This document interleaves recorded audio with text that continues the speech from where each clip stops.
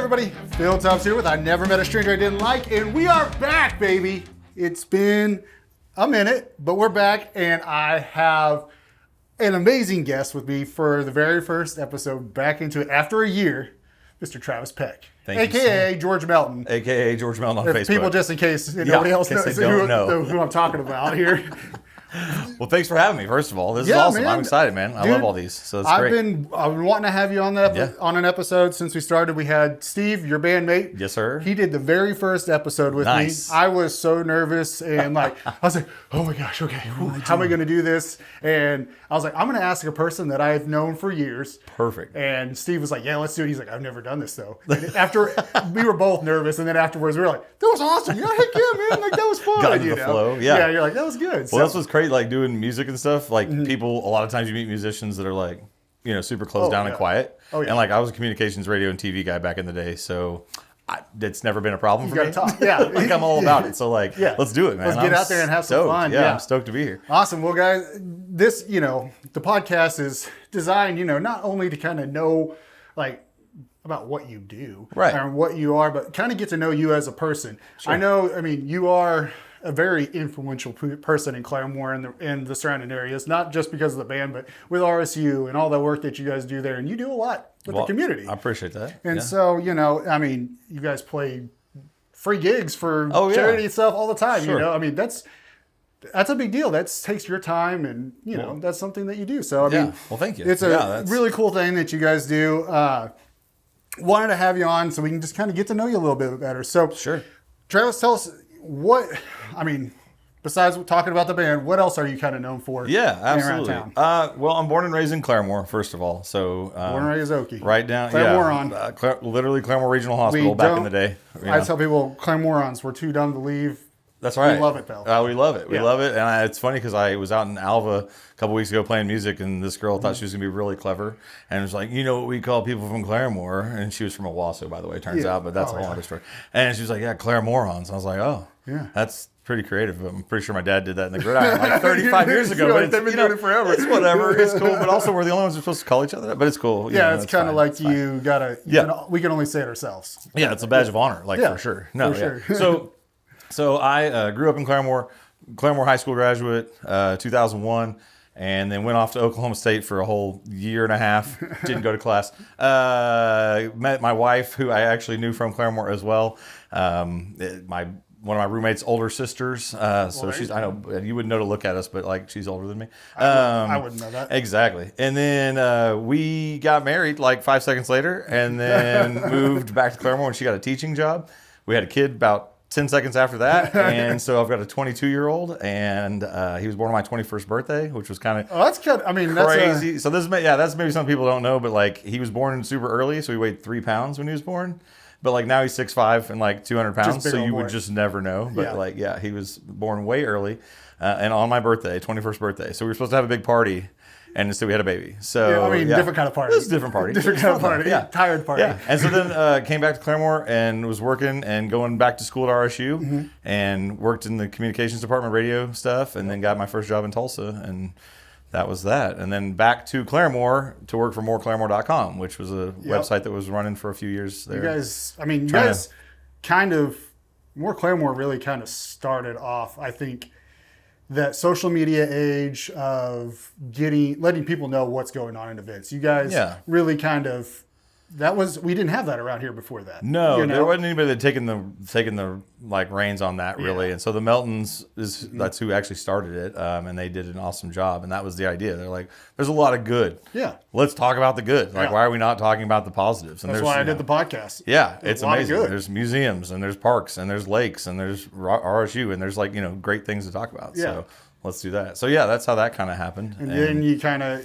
got sucked into RSU and from More Claremore, I think I was on like 7 boards at one time. At one point, it was like ridiculous. It was like, am I doing this for a living? Am I on boards for a living? How much money am I making? Yeah, $0. Wait a minute. No, but it was fun. And then my boss currently moved to Claremore, and I think I just recently heard that his wife was like, hey, how about that goofball that's on More Claremore? Like, he seems like he knows things, and maybe he went here. Yeah. And I was like, yeah, I did. Alumni Director. So he was like, come help me learn about Claremore and let's pull some alumni back. And I was like, all right, sweet. So now I've been there for 6 years, like this last month. That's crazy. I know, it's nuts. Like Time is just. I feel like you just started there. Honestly, that's how it feels. I kind of. You just posted it. It's kind of. Absolutely. I know it's weird. Like I stay connected with everybody through like Facebook. I weirdly like stalk everybody, and I'm like, oh, that's awesome. You know, like, that's so cool. You know. Oh yeah, it's kind of. Sure. I mean, I got 4 kids, and my kids are young still. So like getting out and going to places and things like that doesn't happen a whole lot anymore. You know how that goes when you have little ones. I got 4 of them, and it's just that's enough as it is. So I sit there and scroll on my phone. It's a lot going on. I don't even know. Like I've got 2 buddies that have 2 kids each, and we've tried to get together, and it's like once every 6 months. Yeah, that's just. It's like impossible to like make it happen. So I'm like, yeah, we need to get together. And we're like, yes, we will. And then 2 years later, I run into somebody again. Let's get together. Yeah, totally how it is. Yeah, it is. So you're married, kid. Yep. Your wife, Jessica. Yep.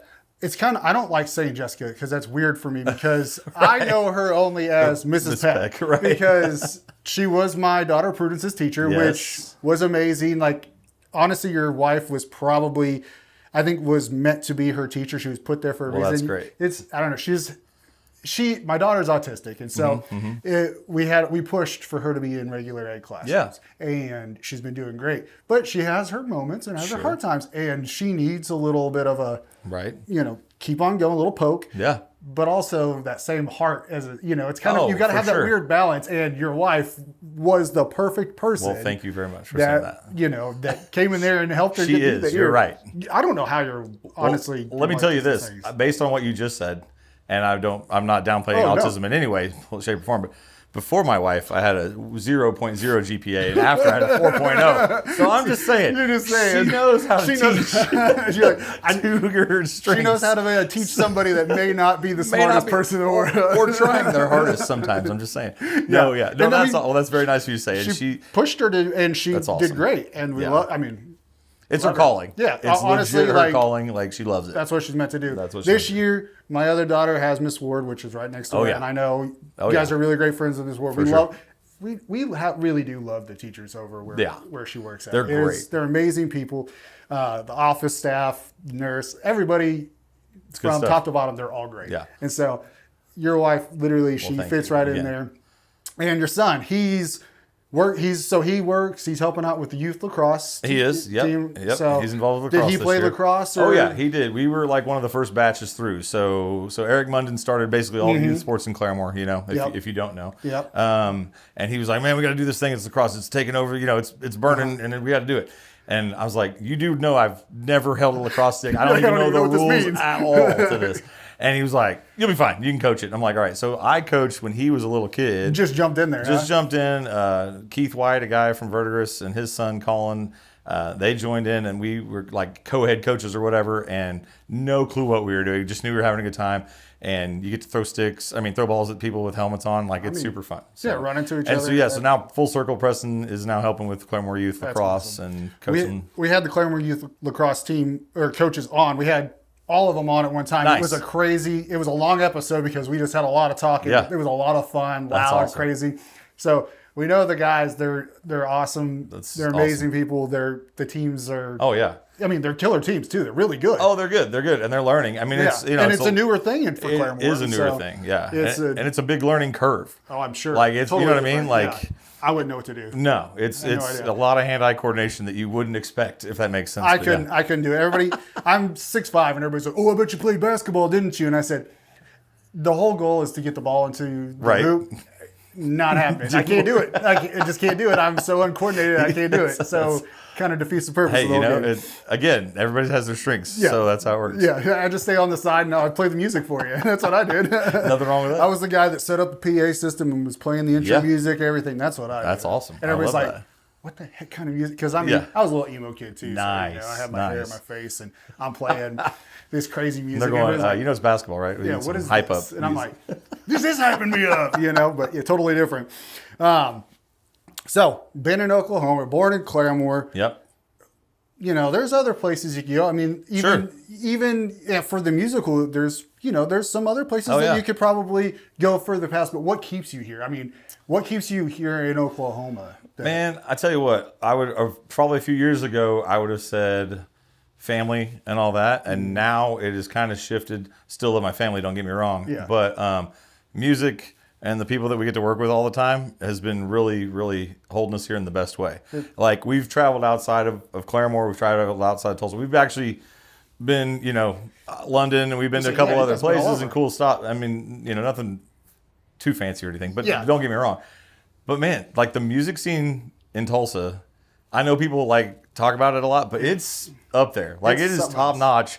You go to big major metropolitan cities and you're like, oh, we're going to hear really good. It's not always better. Like, just because they have more doesn't mean it's better. You know what I mean? And so, I was in the music industry right out of high school. I ran the Vanguard before it was the Vanguard. It was the Marquee.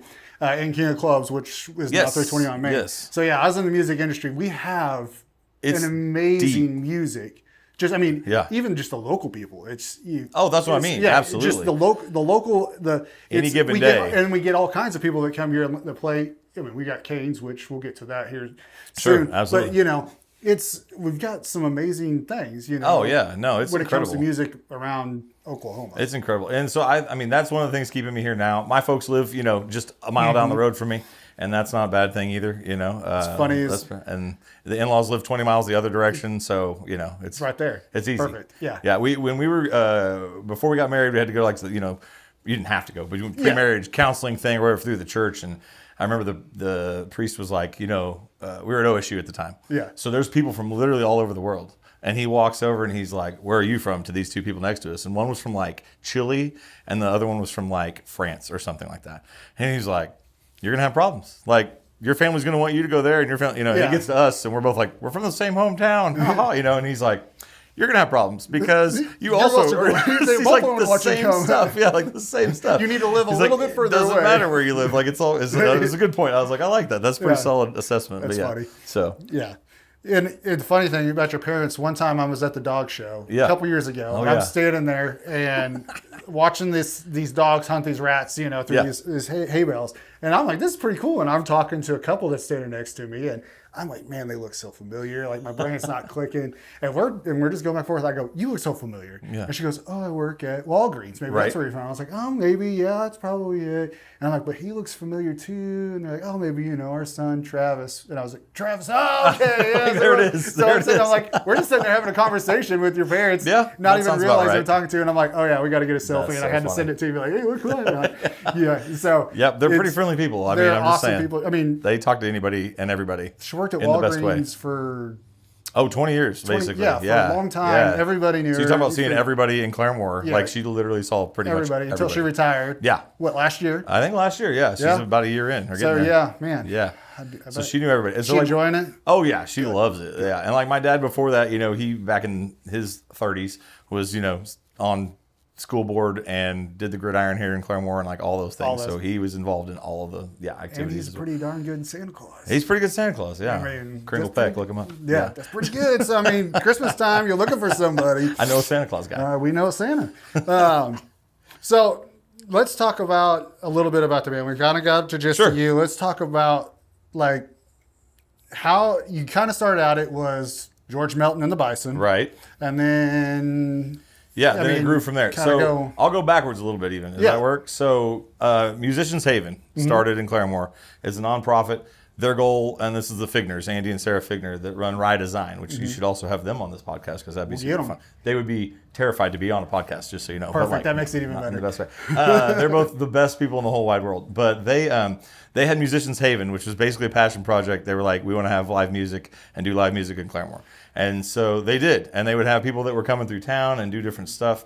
And they would have jam nights. So at one of those jam nights, Steve Jones, the guitar player, the Bison guitar player, shows up with his electric guitar, because of course he did. Of course, and it's mostly acoustic guitars, just so you know, but and no drums really for the most part. That's a whole other story. That's where we go. That's a whole other story. But anyway, so he shows up. I think we ended up sitting next to each other, and he was way better than everybody there. He just was. He's a very good player. Yeah, and I barely knew 3 chords at the time, I think, anyway. And anyway, he says, this way he tells the story is he knew that I was going to talk to him eventually about something. And sure enough, we go looking for him at Lowe's. And I was like, I need to find Bearded Steve, because I didn't really know his name. It's Bearded. And they're like, oh, this, yeah. So we hooked up. And I said, hey, do you want to come play a farmer's market thing with me at the gazebo? Yeah. Mind you, we've never played any gigs. Like, I don't know how to play gigs. This is when the farmer's market was over by the museum. Yeah, by the Museum of History, Claremore Museum. And, you know, they were paying, I think, like $100 or something. We're like, we're getting paid to play music? This is incredible. Let's go. And so we showed up with our, you know, printed out paper. This is 2019. I make it sound like it's 1945, but it was like not that long ago. Hey, big difference.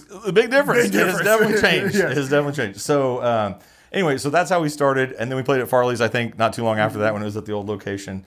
And that was 2019. COVID hits. 2020 ruins everything, but not really, because then basically he played a lot of guitar and I played a lot of guitar, wrote some songs. And we kind of like stayed in touch and we're working on some things, wrote some songs and that kind of thing. And came out of that. And I'm going to tell the story from my version. See, he might have a different version. To jump not too far ahead. I was getting ready to turn 40 years old, and I was like, dude, let's have a party. Yeah. Let's have a party. Like, I want to play music. I wonder if you can play at the Canes. Like, how, you know, it's only the most historic venue in all of Tulsa. I'm sure that they just let you show up like an idiot with a guitar and play. So basically, I was like, I'm going to book a party and do a thing at the Canes. So we did. I tell Steve Jones, and he's like, you know, we don't have a band, right? And I was like, we'll find a band. We got 6 months. Like, we'll figure it out. So we did. Like, and it's all, you know, it's all those, the like God wink situation and like universe talking to you and all those things. But we find Eric, bass player, and then we find Zach Oliver, who was drumming at the time for us. And great drummer, amazing guy. Yeah. I almost said too many kids. That's not the nice way to say that, but more kids than you and less time than you. Yes. So how's that? I watch, like, again, follow, because I've known Zach for years. Follow on Facebook. I don't know how he keeps up with everything that he does. I have no idea. And he's awesome. He is great, dude. So he played with it. So that first year, we had a party at the Canes, and like it was freezing cold, and I think we still had like 500 people there, and it was awesome. And we had a blast, and it was awesome. A great time. And from there, it's just now like it's a whole different thing, like in a good way. Like we've just grown and gotten better. Zach had to bow out because he was like, man, I'm too busy, bro. I can't do it. If you got, understood 100%. And again, this is Steve and I back then. Our conversations were, man, if we could play like 2 gigs a month, that'd be amazing. Yeah. Right? Like that'd be pretty sweet. That'd be awesome. And like right now, we have like 46 things booked between now and September. So like, that's crazy. Yeah, it's a lot. There's a lot in the best way. Like again, we're stoked it's an awesome thing. But it's still, it's but like, we're like, whoa, like so. Anyway, this happened. When we got into how did this happen? You know? Yeah. How did we get to where we are? But it's working out. So Zach bowed out, and we got Ken McDermott came in, and now he's our drummer full time. And great drummer as well. Great drummer as well. One of the best dudes in the whole world too. Like nicest guy in the whole world. Yeah. And anyway, so yeah, it's been the 4 of us now for, I guess, technically 3 years now total. So I'd have to go back and look at the timeline on that, but something like that. As time flies. Time kind of blurs. I don't even know. Yeah.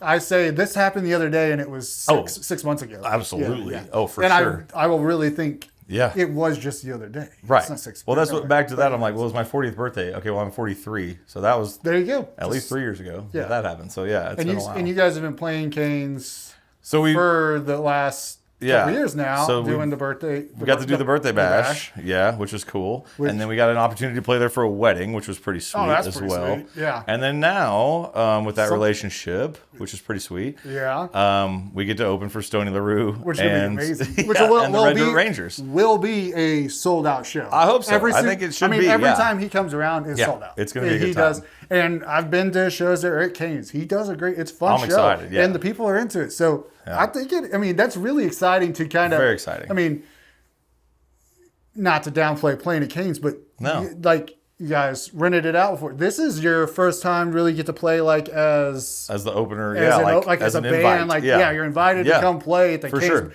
Yeah. That's kind of. I mean, I don't know. For me, as playing music, growing up as a kid, and things like that's a huge deal. Playing Canes, regardless, playing at Canes is a huge deal. Absolutely historical. We used to do shows at Canes and just being in that green room where so many people have stood. Amazing artists that. Oh yeah. Insane and. But to get up there on stage and play on the same stage as some of the greatest musicians ever, that's a big deal. It's really cool. It is cool. It's awesome. It's really cool. I'm excited for you guys. I think it's a really great thing. I don't know if it's the coolest part, but it seems like the coolest part is inviting our friends to get to go play there too. So like everybody that's opened and played at all the bashes has been super fun because they're stoked to be there. Oh, right. And like the energy is just super high. Like, everybody is a musician. They're like, oh, it's so fun. Canes. And this isn't us, but there's a band called 49 Winchester. I don't know if you know about them or not. Most people don't. Sold out show the last 2 times we've been there, which blows my mind. Crazy. But the 2 times ago we went, I think the last time they were in Tulsa, they had played at like the Mercury maybe or somewhere like that. Yeah. To like 150 people. And then it was a sold out Kane show. And you could just feel the energy from them playing. You could see the smile. Like the dude wears glasses and a hat and has a full beard, like more than you. And you could just see his smile. Like he was beaming, dude. He was loving it so much. It was so fun. Yeah. That's so cool. So you guys just got done playing the Vanguard with Emily. Yep. Holland Shed. Yep. That was her CD. Was it her? It was just her. Just a show that she's putting on. Yep. Yeah. She's getting ready to release more new music. Yeah. She's been posting stuff and talking about new music as well. You guys have been posting stuff and talking about new music as well too. We got some new stuff coming. We do. You guys just released Horses and Haulers. In January. Yep. And then now you're gonna give us. We've got about 5 songs on a new EP that we're trying to get out at the same time as our plan. So we've got 2 basically in the can and then 1 or 3 more that we're working on that are partial. So yeah, I mean not partially, just partially recorded. Yeah, I should say finished. That. But just not finished. But yeah, so we're working on that, and we hope to have that done definitely before Stony show. Yeah. So that's in June. So we've got some time. So what is it? April? Yeah, we got 2 months. Tomorrow's April 1st. So there you go. There we go. We got some time. It's on the 5th of June. It's on the 5th of June. You know, we'll get it done. It's only a month. Steve, get it done. Steve, jump on it. So yeah, we're working on that right now, which is awesome. And then we've got a bunch of fun stuff coming up as well. Heck yeah, man. Mm-hmm. So we kind of learn a little bit, guys. Sure. On June 5th, I'm going to throw it in there as a plug. June 5th, get your tickets if you like Stony LaRue and Red Dirt Rangers. Get your tickets. And the deal with that is it was already scheduled for during the winter, and then it's the show that got snowed out. Oh, so they already all had most of it sold out then. So now it's like there's only probably a few tickets left. Yeah, there's not a lot of tickets left. So you better get it before. Yeah. I mean, you shouldn't wait till then. No, I wouldn't good wait. chances you're not getting in the door. Correct. But I wanted to plug that in there because Friday, June 5th, because you guys are going to be playing. That's going to be an awesome, big deal. All right. So kind of get back to the family, kind of things like that. So hanging out with the family, things like that. Claremore, and so what are some of the fun things that you guys like to kind of do together? I mean, so we live near Claremore Lake, so I think that's something that it cracks me up because I work at Rogers State University as the alumni director, right? And every year we get to have a new batch of students coming in from all over the world, everywhere, like all over, and not like people from Claremore, And you would be surprised how many people don't know that there's a lake on the other side of town. I know. You're like we have a lake, right, with like trails, and there's like a bike trail now, and they're like, I didn't even know. I didn't know there was. Really nice lake. You should go check it out. There's like kayaking there now, and but that we go out there a lot and walk and ride bikes and that kind of stuff. We enjoy that. The museums are all awesome. Oh yeah. Like, again, been to a bunch of different places and seen a bunch of things. I feel like and. Claremore museums are legit. Like if you're going to be on vacation, like that, we're nerds like that. I don't know about you guys, but like on vacation, like we'll go to a museum and just check it out and see what they got. My brain's full of a bunch of useless knowledge that I picked up at like different things and just random stuff. And people are like, "How do you know that?" And I'm like, "Because I went to a museum on a Tuesday." I don't know. I just remember it somewhere. But it's this budget. But there's so many cool things. Oh yeah. I mean, there's things I still remember as a kid going to Will Rogers. Museum and just from things there I remember and then we've got the Mo, which is awesome. They change up, they give us different new exhibits and things like that, so it's never exactly the same when you go in there. And there's some really cool stuff in there. No, there is, and there's always good events going on, like I mean and they do awesome stuff. The Mo does great stuff, and then, but events are cyclical, so like sometimes you've got, like, for example, the rodeo Memorial Day weekend. I'm going to say this wrong. It's like the 100 and whatever year. I don't remember. Yeah, it's like 100. Maybe not. It's a lot. It's up something. there. I feel like we just had the 100th like a couple years ago. Something like that. It's a lot. But and stuff like that. If we can go to those things and attend, we do that. Dickens on the Boulevard downtown. those types of things. Yeah, different stuff. So it's kind of things that are kind of around town. Also, Hillcat basketball, baseball, softball, like any of the sports. I'm not going to name them all, but yeah, any Hillcat event that you can go to, it is high level athletics. So like some people think, oh, they're of the mind of 20 years ago where it's community college. Well, 25 years now, we've been a 4-year university. Yeah. We've had athletics since 2008. It's D2 basketball. It's really D2 good. Everything. It's incredible. It's all of the it's better than most of the stuff you used to watch 20 years ago, from a D1 school. Like, it's great. So they actually are and it's affordable. Like, it's pretty much affordable family entertainment. I mean, just go support the local, support the kids. I mean, absolutely. The guys, the kids, they love it. By the way, like, you know what I mean? Like, the older you get, and I say this now as a 40-something, like, you would be surprised how much 20-year-olds appreciate that cheering. Do you know what I mean? Just having more people there to cheer them on. Oh yeah, 100% is awesome. So community support is. I'm almost 40 and I'm still like right. More people cheer me on. Yeah, absolutely. And I mean, my kids love going to the RSU game. They do it once a year for school. Yeah, and they go and they love it. Like, they look forward to it. It's fun. They dance around. I mean, Prue, she gets up and dances around. I always get sent a bunch of videos. A couple of years ago, she won the bicycle and stuff. Yes. And so they have a heyday. So it's fun. They really get into it. My cousin was on the dance team. Oh, nice. Okay. And stuff too. And so they have some really amazing athletics there. It's great. No, it's great. So we kind of, people, they know who you are. They know, I mean, I assume people know who you are. Sure, it happens from time to time.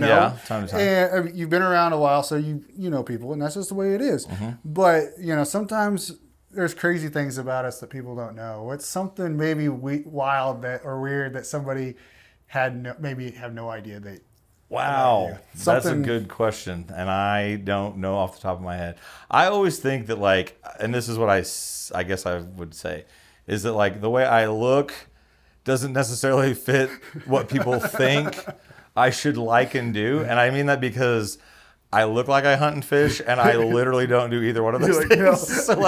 So I think it's a little surprising maybe to some people, maybe if you don't know me real well, that you're like, oh, you're like a big musical theater guy? Like, yeah, I'm a big, I like musical theater. Like, I enjoy that kind of thing.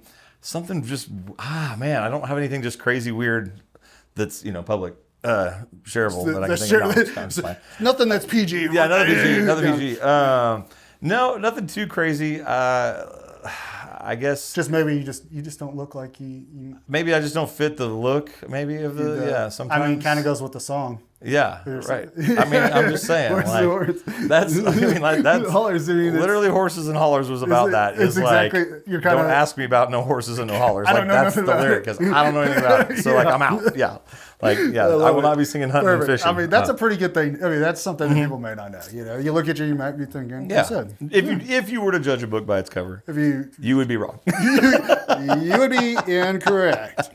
You would be wrong. That's awesome. Well, saying that, how would you say that friends and family would describe you? Like, what are some words you think that they would maybe throw out there? If I were like, hey, Travis, give me some words. Oh, I'm obviously hilarious. I mean. See, you laugh. That's all that matters. You're looking around for more people to laugh at. Here's the thing. There's nobody else here. There's nobody else here. I think I tell a story well, and so I think that people in general would maybe say that. I can tell a story in a concise way that funny, lands all right. I mean, I'm not saying I'm funny. That sounds, I hate to say that, but I love a podcast. I love stand-up comedy. I've listened to stand-up comedy my whole life, and it's I would love to try it. I've never tried it before. I would love to try it too, but I'm always we should go try it together. That makes me so nervous. Oh, just even thinking about it. Because I think I'm pretty funny. Right. And people, I mean, unless people are just being nice, right. I feel like they laugh at me a lot. For sure. And maybe at me, but that's fine. It's still funny. Both ways. As long as you get the laugh. That's the deal. Exactly. Again, back to the Bison and playing gigs. We could have a terrible gig musically, but I got 2 laughs, and I'm like, this is a pretty good gig. Somebody's laughing. It went pretty good. Yeah, it was all right. Yeah. I think that we're gonna try it sometime. Go do an open mics. I still want to. I quit a job. Okay, here's a fun fact for you. I quit a job once because they wanted me to do stand-up comedy at the Christmas party. I swear to God, I was 20 years old, roughly. I'm not even going to work. I was in Stillwater. I was working for Atwood's at the time, and the manager comes up, this is him, and he's like, hey, everybody thinks you're pretty funny. Will you do some stand-up comedy at the Christmas party? And I was like, let me think on that. And then I quit. And by quitting, I mean I left and never came back. I literally never walked back in the door. I never got my last check. They probably still owe me. Atwood's owes me some money. That's probably not how that works. But anyway, yeah, it freaked me out so much. You're like, no. I was like, I can't do it, dude. I can't do it. Yeah. You're like, I can't even tell him no. No, I couldn't tell him no. And like, I'm not even couldn't show my face again because I was like, well, how am I going to do this? So like, yeah. So there you go. There's your fun fact. I love probably that. most That's people a good do one. not I like know that. So you cannot get a job at Atwood's. I mean, that was probably back before Probably they had not. all that. I mean, There were they may not have you on record anymore. full circle to your family question. This came up at Christmas time or Thanksgiving, one of the times this last year. And I was like, I've never been fired from a job, but also I've never properly quit a job. I just leave and don't go back. Like that's not, I don't think that's how you're supposed to do it. I've done it before too. Yeah, so, I mean, like I'm out. You're like, I never quit. I've never been fired, but I mean, yeah. I never got asked back. I just really never gave anybody a chance to, So I mean, that's the way it works. So, growing up as a kid, what are we all kind of have these weird dreams, crazy dreams. Sure. I thought it was going to be a veterinarian, and then I thought I'd be a musician. Yeah. And, things like that. I was going to be a rock star one day. None of that really happened. Yet. Yes. Maybe, who knows? Maybe one day I will be a rock star. I'm kind of getting, I mean. You never know. Maybe one day. But what are some, like, what did you want to be when you were a kid? Yeah. So it's funny because my sister sang all growing up, and she's 4 years younger than me. And so she played guitar and sang and all the things. I did none of that at all.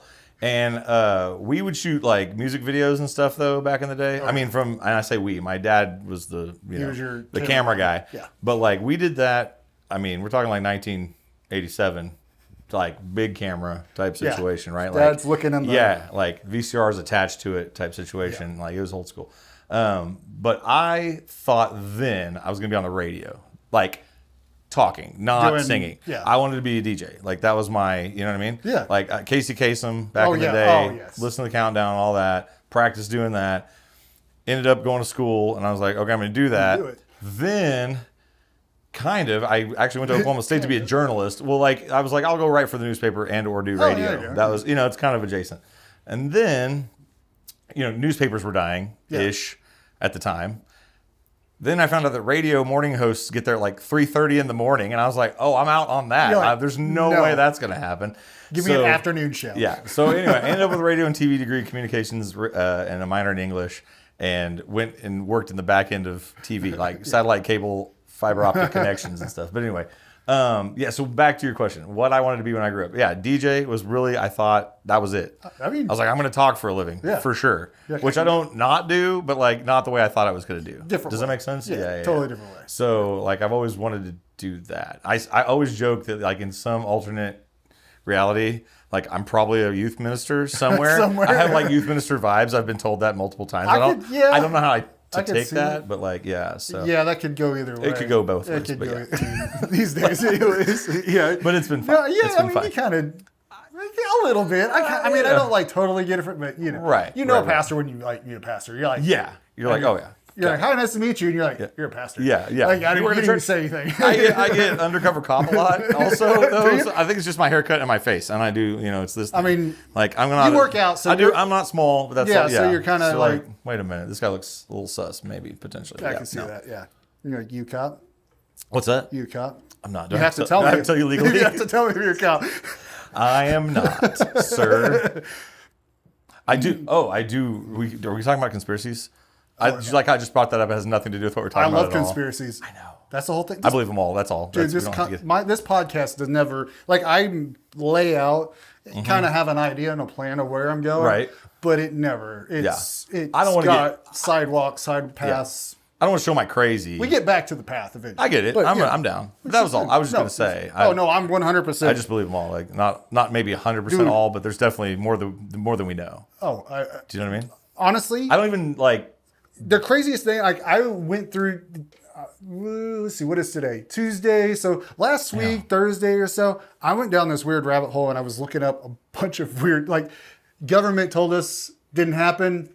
But then it definitely did happen. Sure. It came out and, this is unclassified now. It did happen. And I'm like, I mean, every time I walk outside and I see a bunch of X's in the sky, I'm like, I can't breathe. Like, I start getting all paranoid. But then I mean, Project, was it Popeye? Right. Vietnam War. They cloud seeded to flood them out even longer during the monsoon season, which is funny because when I first read that, my brain immediately went to Forrest Gump. Of course, yeah. It rained, it's stinging rain, and sometimes that rain came out from underneath. Yep. Yeah, like he talks about how it just never stopped raining the whole time there. It's because the government was cloud seeding and flooding them out, and I mean, if people are going to be like, "Oh, that didn't happen, Phil," like it's you can read it. The government did this. They said we did do this. They're doing it. They're doing it now. They me almost the most like not conspiracy, but like I watch these videos on Veritasium. I don't like it's a YouTube channel called Veritasium. It's all science and like super nerd. Oh, I'm gonna have to look it up. Dude, you gotta look it up. It's amazing. But like I watched a video the other day where they were describing how the microchips are made, and it's like it's called like the world's most expensive machine because it's like there's only one, and this is like what I nerd out about in my people that I see people's eyes just check out, but you're clearly in some way. So they shoot a laser at a drop of mercury and then they like take the byproduct of that. That's all I had to say, right? And you're like, that sounds impossible and insane. And it sounds awesome. But get this, they didn't have the capacity or ability like 40 years ago when it first was invented. So like they made a machine, then they're like, we need a mirror that's so flat that like it's never been made before to make this machine work. So somebody came up with that. So they built this machine and then they were like, we need a laser that does a different color than we've ever been able to produce a laser. So they figured that out. We need to make up a color that doesn't exist. Right. And so it's crazy, dude. But so all that being said, like to show my crazy is I get into those rabbit holes and I'm like, well, if this is real, which it is, they're doing these things. That's how our phones, that's how everything works. Yeah. Right. Then why would you think that they can't do well, did you not hear other stuff? I know. The Russian, did you hear about that Russian, I guess, weapon that they bought off of some gangsters? No. Undercover FBI agents or Homeland, something like that. No, I haven't heard that yet. Bought this this Russian top secret weapon from these gangster dudes. Sure. And they're like, well, if we could buy it from them, they have it. Who couldn't? It's gotten out. Yeah. And apparently it's like this radioactive, it sends out a pulse. Oh, and nice. It's like a boom, boom, boom, boom, and it messes with your head, and they say it makes you feel like you're crazy, and then you think you're crazy because it's all in your head. Sure. And I'm like, and you can't prove it or disprove it. And this is just a weapon that somebody can turn on, and you're just sitting there going, "Am I crazy?" Yeah. I believe it. No, it's so weird. I don't know. Yeah. Anyway, I'm 100%. Yeah, we can have a whole podcast. Yeah, you say when. A whole series of. Say when. So the Y-Files, do you ever watch that? The what? The Y-Files. That sounds familiar. It's another YouTube channel. Again, I usually lose people on this part. His sidekick is a talking goldfish, which makes it sound crazy. I'm down but it's with his that. comic relief. But the videos are legit. And the dude has 10 million subscribers. I'm going to have to let that one up. Yeah, it's amazing. Anyway, sorry. Okay. Anyway. Full circle. Back onto the path here. We're back here. That's it's all good. That's how we do things. It's all good. That's why everybody's like, "Oh man, I'm so nervous to do this." I'm like, "It doesn't. This is just for fun. We're hanging out. You forget the camera's there. Right. You forget you have a mic on. No just pressure. Having fun. But anyways, all right. So you wanted to be a DJ whenever you're a kid, and growing up, we run into these rough patches, things like that. Things happen. Sure. Maybe we didn't get to the dream we thought we were, this or that. But, we kind of get down. Who are some of the people that were there for you in those times when you needed them the most, Yeah. Yeah. And those times maybe, what were those? Some struggles that you had or something that they showed up for you. I know that's kind of a weird question. No, it's not weird. It's just, it's so I feel so lucky / blessed / whatever you want to call it. Yeah. That they were few and far between. You know what I mean? I didn't have a rough childhood, middle class, upper middle class, pretty good. In Claremore, America. It was pretty chill most of the time. And my little sister and I got along. She was 4 years younger than me, so we didn't fight really. You know what I mean? It wasn't a battle for anything. Yeah. And both parents and it's so crazy to really learn about the power of your environment, right? Like, and when you get older and you look back and you're like, oh, right, that's why we are the way that we are. Yeah. But yeah, I mean, having both our folks there and like being super supportive and all those things, you know, rough patches, the only thing I ever reference as like a turning point in my life is two things. One is my mom's sister got breast cancer in 1994, or was diagnosed in 1994. Mm-hmm. She was a single mom of three. They were older at the time. Her youngest was a senior in high school, and she ended up coming to live with us at our house, like to finish life, if you will, or whatever. And so that was a turning point for me because I saw like the community surround her. Because at the time, she was going to the Methodist church, and like they all got together and sent her and her kids to Disney World, like paid for it all. And like, I mean, it's 1995. I'm 13 years old or whatever. And you know, seeing somebody being loved on like that, I guess, is like super huge. So it was awesome. And then she passed away, and like she passed away in my childhood bedroom, which sounds, I know, freaks people out a little bit, but like it gave me some sense of calm that I'd like never had before, which is weird, but like in a good way. Like somebody's there with you. 100%. It was 100% that. And I knew she was in a better place. I felt like I was in a better place as a result of that. And then like, it was one of those cool, like I say cool, it was terrible that she was 44 years old, I think, everybody at the time. Like she was so young.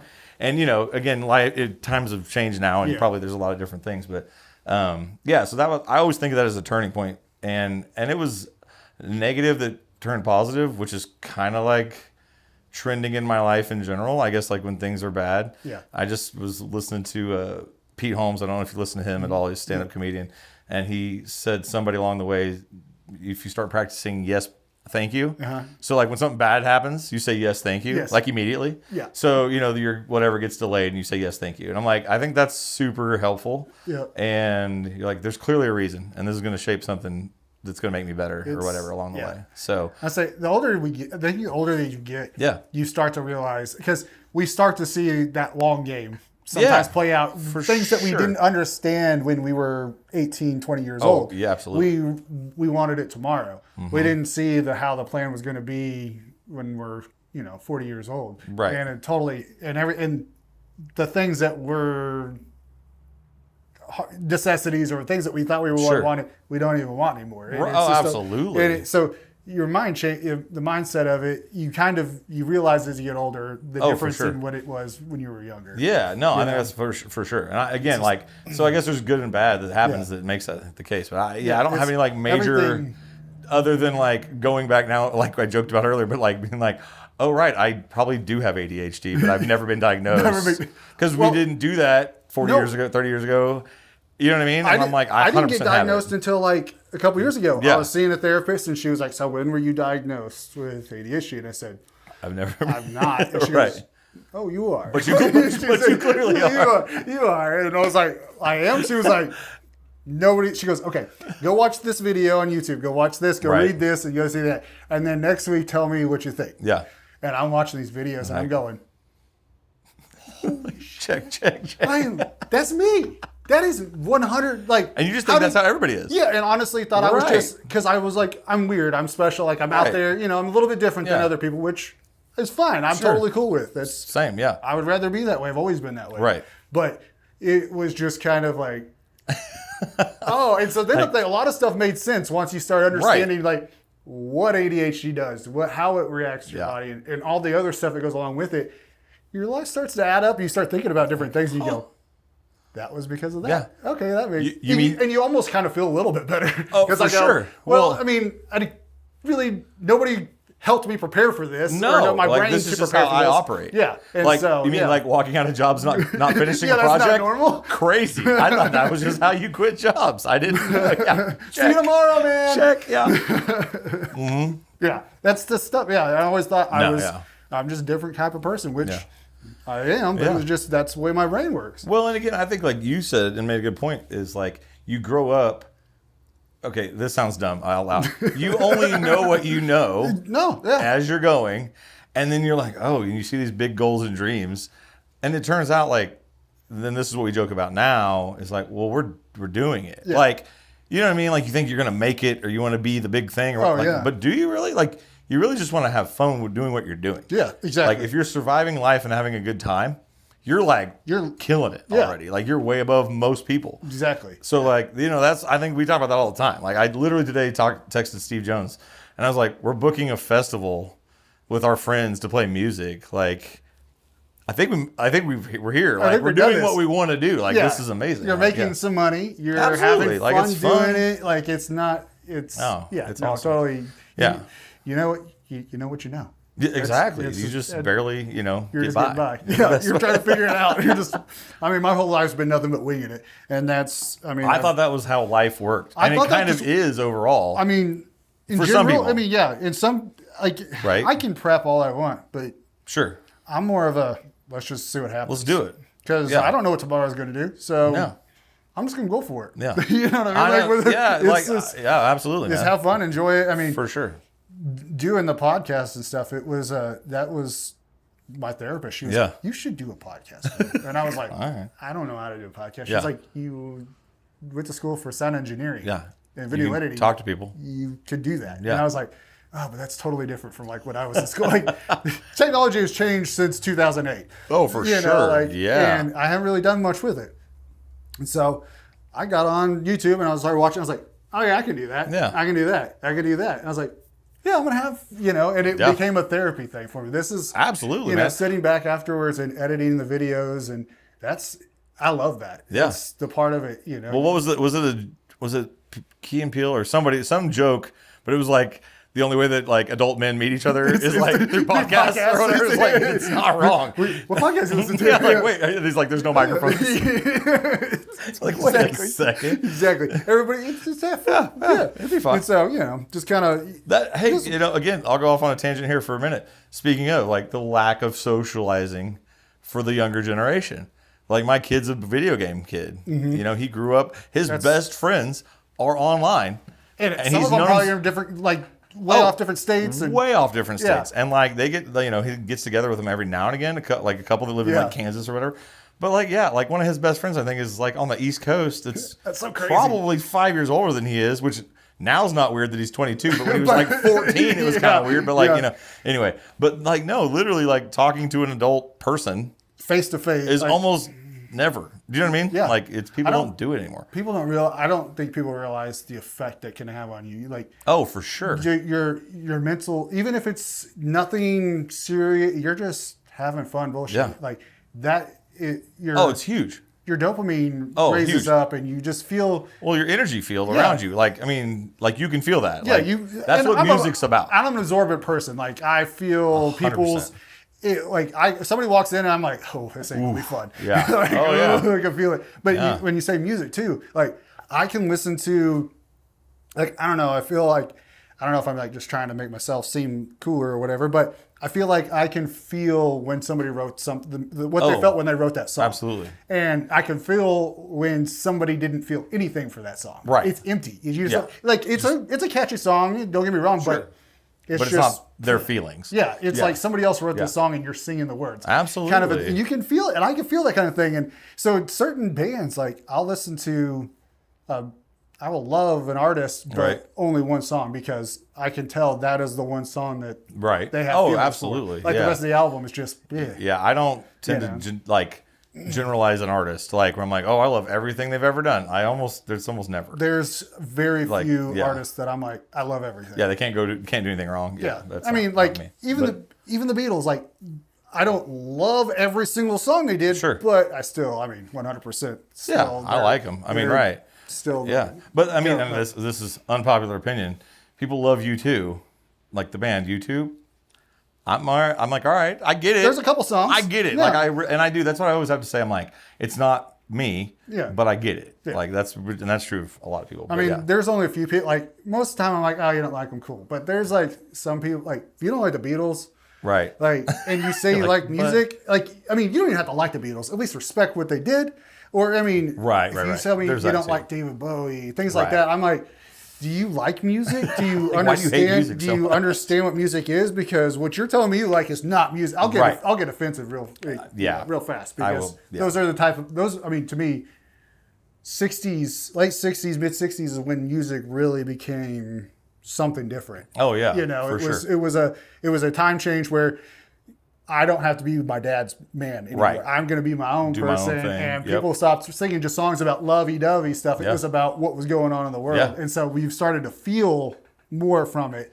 And I think that's when it started. And I think that's like today. I saw a video the other day and they were like, if you notice all the, I don't want to say like radio play, that's not necessarily, but like the popular music now all sounds very similar. Exactly the same. And it's like, it's because they're trying to match this algorithm or whatever. Mm-hmm. And I'm like, but back to our conversation, there's sold out shows all over the country from bands you've never heard of. And the reason is because somebody's connected with them. Mm-hmm. Like, that's awesome. Like, to me, that's the best thing. Like, we like bands that usually I bring them up and people are like, I have no idea who that is. I'm like, right, but last show we went to was sold out for 20,000 people. And it was awesome. And then like, they're, anyway. Yeah, no, totally. But back to that, it's the vibe, right? It's like it is that energy where you're like, I'm feeling it and I'm having a good time. Yeah. It's the whole dinner thing. Like, it's who you're with. Yep. Not the food you're eating type thing. It's the same thing. It's really, yeah. 100%. And I mean, I think that's why you guys put on such good shows because you do. Oh, thanks. I don't know. It's you're not just playing. And you can, and a lot of times, even with bands that do play other music and things like that, you can get, bleh. Yeah. You can get boring. For sure. Over time, they just keep on singing the song. And they may be a great band, but it's just that. Yeah, like mechanical. Exactly. Yeah. They're just there to play. They're just like a jukebox and they're just playing. They're not putting on a show. Right. And we try. We love it. Like, we have a blast doing it. So, like, hopefully that's the energy we bring, which... Again, to live on compliments from 5 years ago, some lady told us we brought good energy to the night, and we're like, there you go. There you go. We're never going to forget that lady. Like, we bring good energy. Some lady told me 5 years ago, so I'm just saying that's how it is. That's all it is. That's all it is. That's all you need to know. So,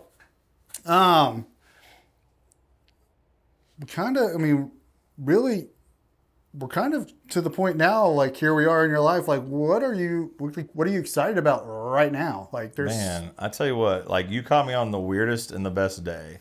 So, love it. To give you all that at once. So, today, over the course of time, it all came to today. Let's put it that way.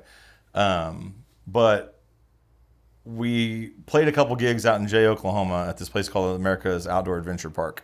It's like they do side-by-sides and there's like a race track and a bunch of stuff that, again, most people don't know about if you don't do that stuff. I didn't know about it until we started playing music out there. It's amazing. There's like a pool and cabins and like... And it's just in Jay? Yeah, it's in Jay, Oklahoma. They have a giant stage, outdoor stage that they used to do some shows on a few years back. They have new owners, all this stuff. Anyway, all that said, these guys were like, hey, can you help us book some bands for Memorial Day weekend? We're like, I mean, I'll see what we can do. So literally today, I spent most of my day reaching out to all of these contacts we've made over the last 5 years through music, which is dope. And like, in the best way, almost every one of them got back to me immediately and was like, I want to do that. Can I play? Like, that's awesome. Like, so that says to me, like, we're doing something right, like by all these people. So we're helping put that together. Then I'm on the Oklahoma Film and Music website today, which if you don't know what that is, you should go check it out. It's literally any artist, musician, whatever in all of Oklahoma. You can go and submit your stuff and like be on this database. So I was on that this morning at 10. At 4:45 today, I got a phone call from the Oklahoma Film and Music office asking if we would play like just the duo, or if we would play like a little corporate event that they're doing in Claremore at RSU. Heck yeah. Because we came highly recommended. I was like, well, that's dope. That's a pretty good day right there. And then all that said, we got new music coming out, and then like it was just one of those days where like everything came together for music, and then like this is we're finishing out the day, finishing on a podcast. Like that's freaking awesome, dude. Having like that's fun. So what am I excited about? All of that, everything's coming up and coming together, and like back to our conversation of like what's making it, quote unquote. Like I feel like we're making it like this. Do you know what I mean? Like, this is fun. We're having a great time doing what we want to do. So I'm excited about all of that. And we've got a bunch of gigs coming up. Heck yeah. And now just expanding the reach. That's the goal. So that's kind of the next question. Where are you going to see yourself in 5 years? Expanding the reach. My goal for the band in 5 years is to keep producing music every month we can, every year, put some new songs out there, have somebody pick one up, go do something big with it. Maybe that'd be awesome. Throw it in a movie. Even if it's not us, that's fine. Throw it in a Netflix movie or something. And that'd be dope. Get us on Hulu, whatever. I don't know. It'd be kind of cool. Just like in the background, and all of a sudden you're watching some, show, and you're like, wait a minute, I've heard this song before. Yeah, that'd be kind of sweet. And then just to take the music everywhere. Like, I really want to go travel around because I feel like what we do helps most people. It's fun. Like, if you're, I used to say this when I did event planning stuff before too, is like, if there's music and drinks and food, and you're not having a good time, it's on you. It's on you, bro. It's totally on you. That's not I my don't know fault. what to tell you. Like, you can have some pretty bad of one of those three things, and it's still pretty good. So you're like, meh, yeah. So, and then like to shamelessly plug RSU as well, if that's okay in this 100%. 5 years from now at RSU is going to look crazy different because like we're building a $35 million STEM building right now. And it's going to be up and running in a couple of years, and 46,000 square feet. How do they build something that fast, that big, that Dude, fast? Like, it's insane to me these days. Like, how fast they can just poof. I know. It's incredible. So it'll sit right next to the Stratton Taylor Library, which, again, if you've never been to RSU, go tour the campus. It's not huge, but it's bigger than you think, and it's like... Well, I mean, literally just travel a little circle around there. Yeah. But it's beautiful, and there's awesome nature trail up there, by the way. It's open. Stop by the nature trail. Yeah. That's kind of your little secret hit. For sure. Because people really don't. No, they don't all know. They really. And it's awesome. And I mean, you can see pictures of it, but you don't really understand it till you go walk. No, it's beautiful. I mean, you're going to like see deer and squirrels and like all the wildlife just hanging out and like chilling right there. It's pretty fun. And they're kind of used to people, so they're not like super skittish. They're just like, hey, what are you doing? It's pretty fun. Yeah, it's pretty nice. So, but RSU in 5 years is going to be amazing because it's going to be, I mean, like enrollment's going to be up. There's all kinds of programs. We got education programs going on and a bunch of other things. RSU in the last 20 years has just it's become such a from whenever I was, even just when I was in high school, right? It's just so much different than what it is now. They've grown and just become this mecca college in the area. So many opportunities, man. Yeah. And affordable. And affordable. Like low key. And if you live around here, super affordable. It's really, I mean, you've got in-state tuitions. It's all, and I mean, we have some pretty amazing people that went to RSU, that alumni that come from there. You know, I mean, we're about to have our alumni awards again. I don't know when you're putting this out for sure, but when's the awards? April 25th. So this will be out before that. So April 25th, we're having our alumni awards, of which one of our alum winners this year is Senator Allie Seifert, which is our first senator that's an alum from RSU.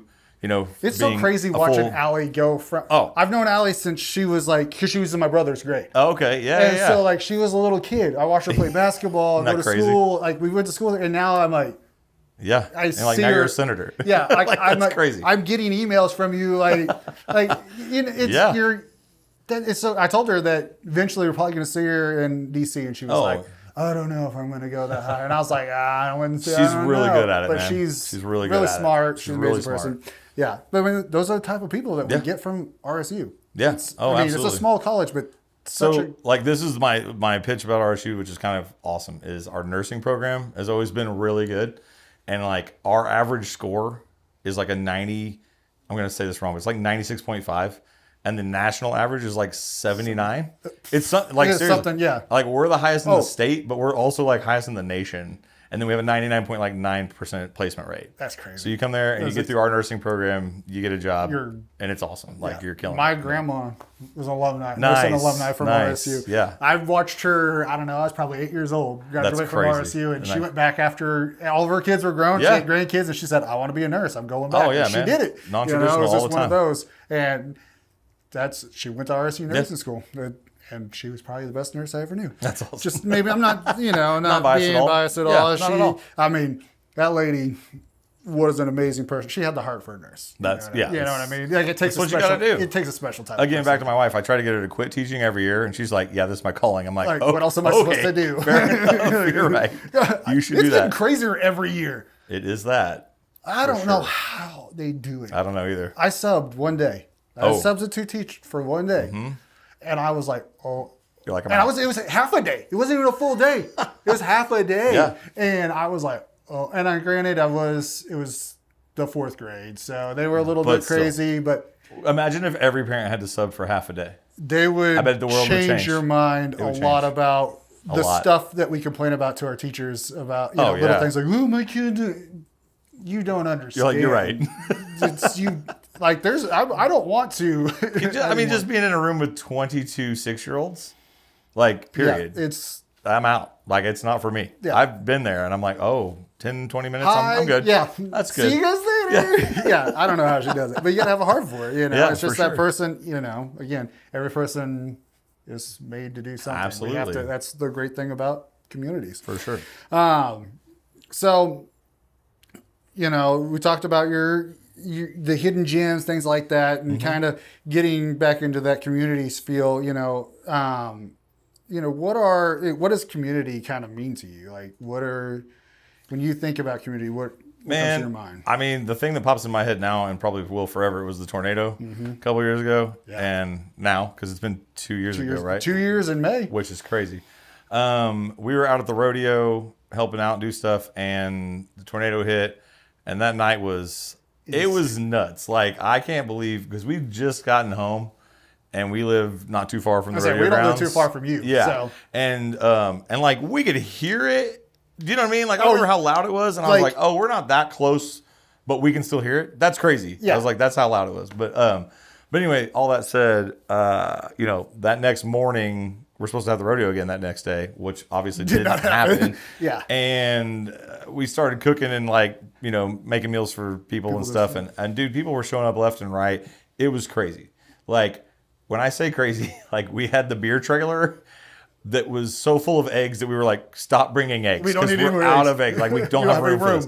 And it was awesome. Like, I mean, and there were people there from, you know, every socioeconomic background you can think of. Yeah. It didn't matter. Because, like, well, they didn't have power and their house either got hit or didn't. Yeah. But, like, it doesn't matter if you're a lawyer or, you know, live in a trailer, whatever. It doesn't matter. Like, everybody needed help. Nobody had power. I mean, literally, like, the whole town of Claremore was out of power. It was crazy. And so it was awesome. So I feel like that was, to me, like, as an adult now, like, that's probably the biggest community thing where I'm like, oh, wow, everybody just really helped each other a lot. Like, it really, I mean, like, everybody. It made me feel good and positive about our community. I think. Oh, for sure. It was something, you know, going back to a negative thing became a positive. Absolutely. Watching how the community came together and just how everybody kind of forgot about everything about your political background, whatever it was. It was it was a neighbor. Yeah, it was, you were helping a neighbor because we all were affected. For sure. And I mean, driving back from that, it was like literally it was like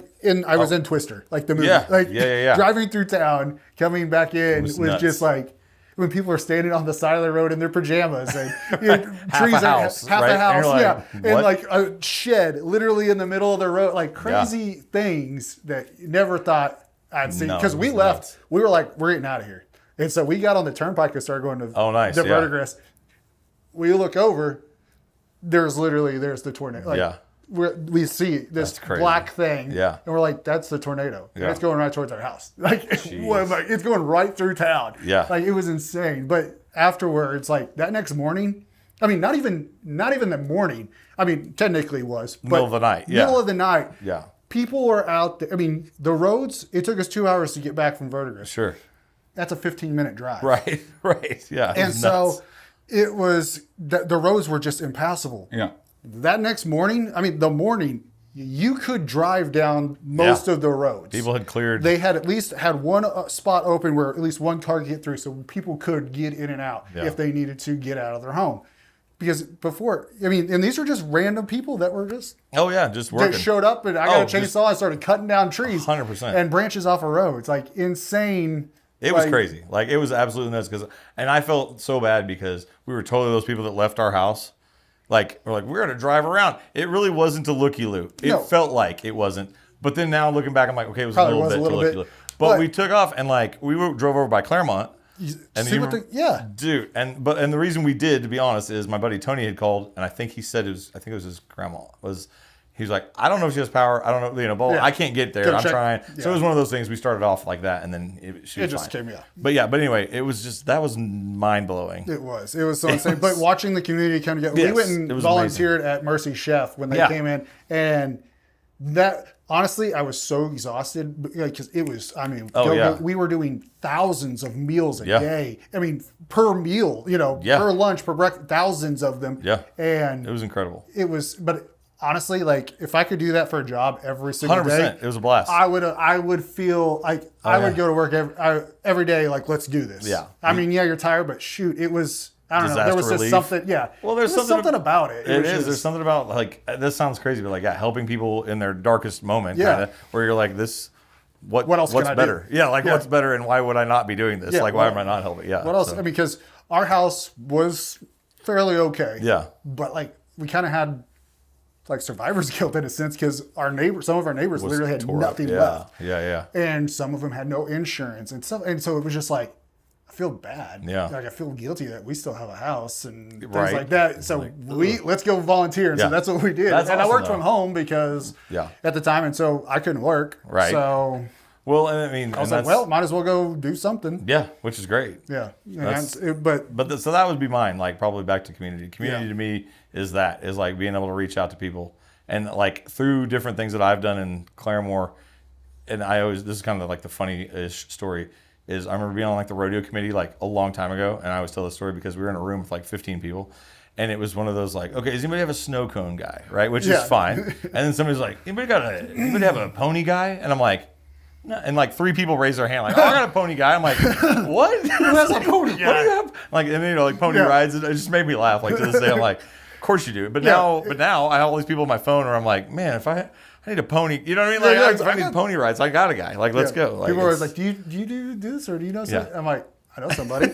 I have a phone full. 100%. I have a phone full, and I'm the first one. Like, I will gas at my friends, everybody else. Like, use them. They're awesome. For sure, like, absolutely. But I will. Yeah. Well, Ashley May, and I did more Claremore together for 8 years, and like.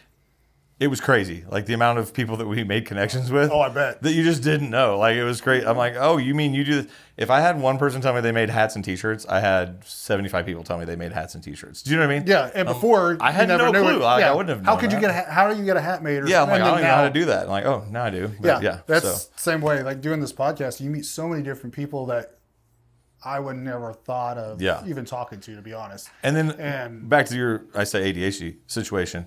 You just assume that's how everybody functions. And you're like, you don't have 50 numbers in your phone of people you met one time for 5 minutes. Do you know what I mean? Oh, 100%. And I'm like, oh, I thought that was just what everybody did. A couple of years ago, I had to go through my phone, and I'm like, I don't even remember who this person. Oh, 100%. And I have like descriptive things in it, and they're like such and such, and I'm like, I still don't know what that means. Like, I didn't give myself well enough. I had to go through and start deleting a bunch of stuff because I had no idea these contacts I had lost over the years, and probably weren't even their phone numbers anymore. Probably not. But I'm don't even work in the job that they're in anymore. I meet somebody, and 5 minutes later, I feel like if I go to the gas, I'm telling you, when I go to Mavericks, I'm not there for 2 minutes. I'm like 10, 15 minutes, and then I finally get out the door. And I don't hate it. I love it. I love the people that work there. But it's and I hope they consider me as a friend because I consider them friends. I hope. But they're workers that work at Mavericks that I've met.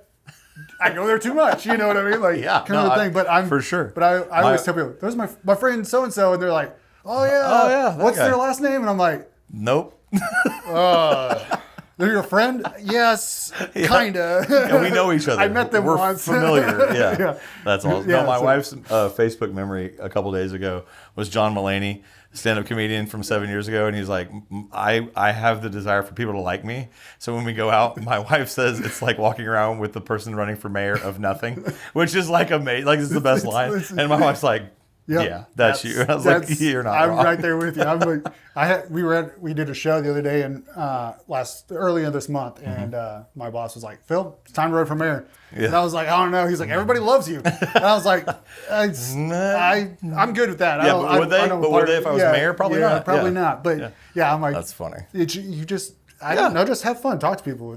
I like it. Make their day a little bit better. You know how many times I've had somebody go, I needed that smile today. Or I like nice. Walking out of Walmart. Like walking out of Walmart. Some lady, I just smile and nod my head, and she goes, "What a beautiful smile! I needed that." Like just starts going off, and I'm like, "Great!" I'm like, "Perfect!" It made me happy. It made me smile, and everybody wins. Whatever it was just a little thing. That's awesome. Just put in a little bit of effort out there. It's just Absolutely. It's insane what you can. Like I said, it goes back to the energy thing. You throw around. If you go around throwing around negative energy, everybody's going to be. Oh yeah. But if you're, hey, how are you doing? It may be a lot for them, but they're going to eventually start to feel a little loose. Have a pretty good day. That's not too bad, actually. You know, like so. You know, kind of goes that route. Oh, for sure. So now I guess we're gonna go ahead. We have sponsors, so we're gonna take a break. This is gonna be the sponsor, but when we come back, Travis is gonna play us a little tune. Sure, let's do it. Yes, Travis is gonna play a little tune for us. So all right, we'll be back right after this. Boom. Hi, man. I need a shit. Oh, hi there. Come in. How's your fast? Thank you. All right. I need a 10 by 16 utility shed, red with tin roof and trim. Can you do that? Yeah. All right, great. But there's one problem. I don't think I can get approved with my credit. There's no problem. There's no friendship through. For real? Yes. I'll take it. Congratulations. Enjoy your stay, sir. Thank you, man. You're welcome. Have a great day. One day, bye.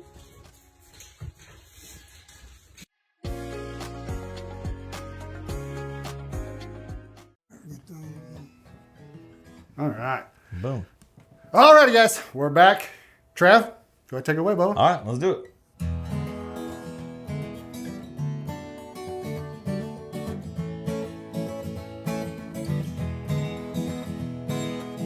So you come back around, your heart's been lost and found, you're now ready to commit. Well, I'm pretty sure I'm through, not much that you can do, I'm sick and tired of all this. So walk away from me, girl. Yeah, anywhere else in this whole dang world. Can't you just let me be? Yeah, let me just be me. Say now you've seen the light, can't tell the day from night. You're so caught up from this stress. Well, let me help you out. It's night when the moon's about and I'm done dealing with your mess. So walk away from me, girl. Yeah, anywhere else in this whole dang world. Can't you just let me be?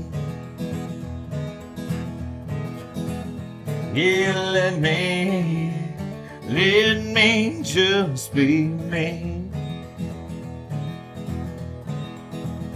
Can't you just let me be? Yeah, let